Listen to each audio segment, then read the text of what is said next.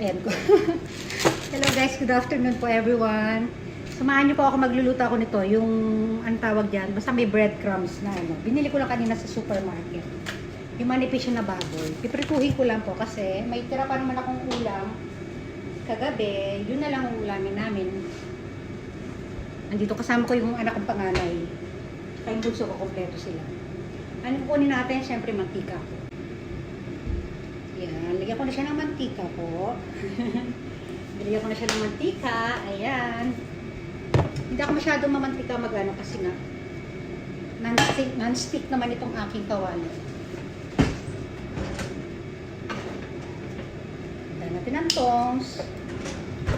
Mainit na to kasi kanina ako pa inahopen yan. Mahinang apoy lang po. Ito na siya. Ganyan siya kanipis oh.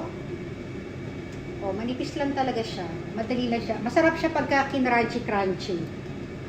Ayun, may breadcrumbs. Para siyang manipis na pork chop.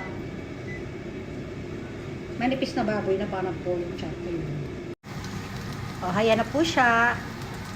Ano lang, padala-dalawa lang.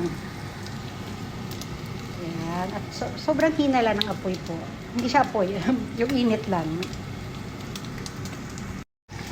O, ayan na siya guys. Binaliktad ko na siya. Ang cute niya oh.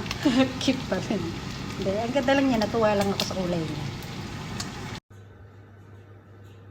O, ayan na siya guys. Luto na siya. Kain na po tayo. Lunch time na.